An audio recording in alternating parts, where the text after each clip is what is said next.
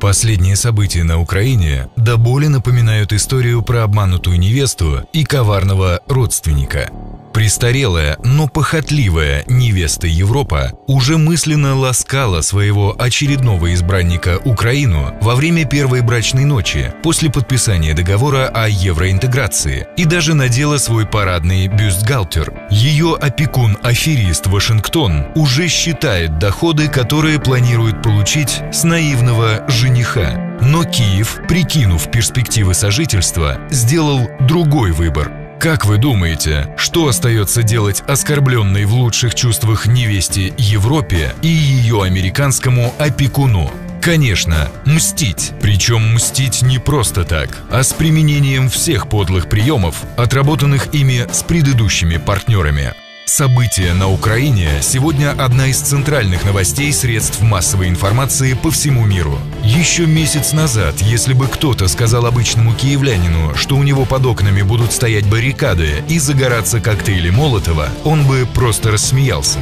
Даже в годы так называемой «оранжевой революции» было гораздо спокойнее. Оппозиционные силы не пользуются в большей части Украины популярностью и элементарно не смогли бы вывести на улицы столько людей, как это показывают СМИ. Что же произошло на самом деле? Дело в Вильнюсском саммите, на котором официальный Киев отказался от подписания заведомо гибельной для украинской экономики ассоциации с ЕС. По мнению мировых СМИ, это была не просто безоговорочная победа России, но и унижение Запада. И если английские дипломаты тайком вздохнули с облегчением, а немецкие просто демонстрировали сдержанность, то Прибалтика и Скандинавия, европейские друзья Вашингтона, просто не могли найти себе места от бешенства. Президент Литвы Даля Грибаускайте и вовсе позволила себе совсем не дипломатичное высказывание, а именно: «Сегодня украинское руководство выбрало путь в никуда». Откуда такие нервы? Буквально за несколько месяцев евроатлантическое сообщество понесло несколько сокрушительных геополитических поражений. Сначала ситуация с Эдвардом Сноуденом, потом Сирия, а затем переговоры по Ирану, которые должны позволить Москве убить 3 зайцев сразу, показать себя мировым лидером, получить возможность разрабатывать иранские углеводороды и доказать бессмысленность размещения в Европе американских ПРО. Вильнюсский саммит был задуман как реванш. Подписание ассоциации Украины с ЕС позволило бы разорвать традиционные экономические связи Москвы с Киевом, а сам Киев толкнуть впоследствии к вступлению в НАТО. Реванш сорвался. Но на этот случай был заготовлен план «Б».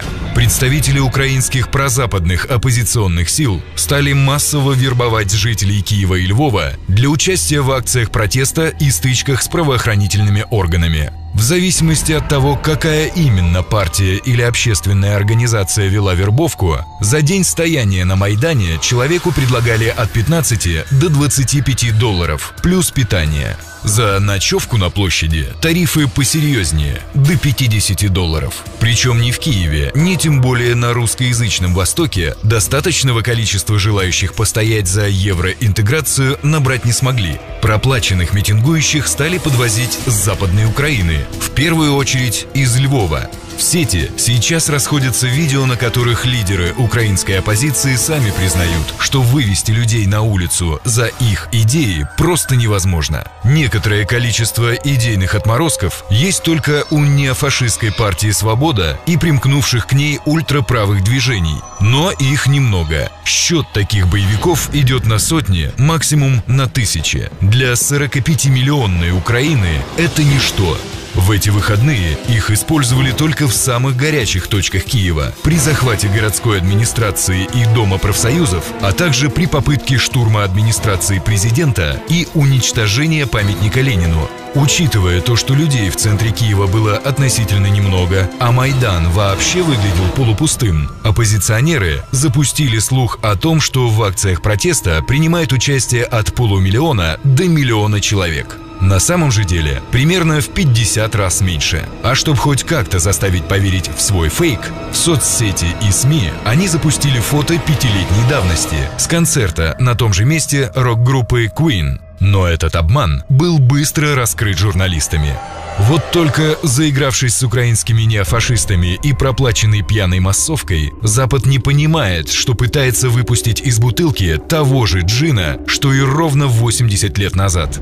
Совпадения выглядят устрашающе. Тогда, проиграв по сути 7 выборов подряд и так и не сформировав большинство в парламенте, немецкие нацисты силой и интригами захватили власть в стране и получили чрезвычайные полномочия. В 1938 году в ходе Мюнхенского сговора страны Запада юридически оформили поддержку нацистов. Человечеству в итоге это стоило 70 миллионов жизней.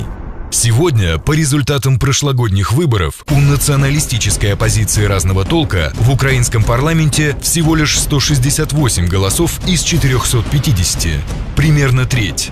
Силы, ориентированные на сотрудничество с Россией, подряд выиграли президентские, местные и парламентские выборы. Отказ же Украины от подписания ассоциации может похоронить надежды неонацистов на власть раз и навсегда. Но они очень решительные. Лидер партии «Свобода» Олег Тягнебок еще недавно открыто призывал к убийству, цитируя его, «москалей и жидвы», герои-свободовольцев, нацистский каратель Роман Шукевич и бойцы дивизии СС Галичины. И сегодня они, подобно своим героям, носят форму и флаги с нацистской символикой и кидают нацистские зиги, выкрикивая «Слава Украине!».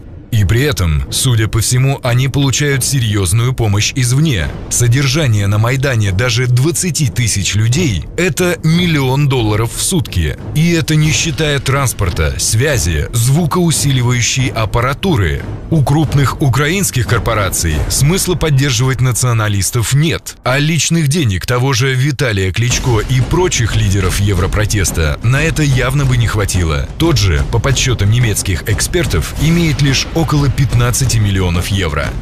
На то, кто финансирует европротест, прямо указывает то, к кому протестующие обращаются за помощью.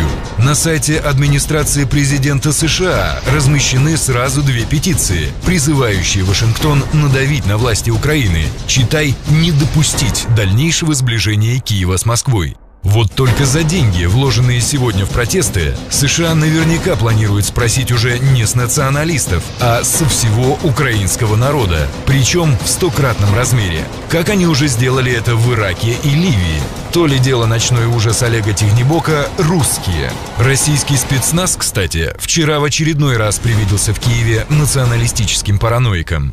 Но помогать Украине Москва собирается на самом деле определенно не спецназом. На Украине сейчас тяжелая ситуация, и там сейчас нужно заниматься развитием производства. Им требуется недорогой ресурс, чтобы запустить предприятие и продать произведенную продукцию. Думаю, что никто, кроме России, не сможет так быстро предоставить Украине нужные ресурсы и в таком объеме. Это заявил вице-премьер России Игорь Шувалов. Какое коварство! Теперь только остается смотреть, какие еще мерзости будет изобретать мстительная Европа со своими любовничками-нацистами из Незалежной и ее заокеанский опекун, больше похожий на сутенера.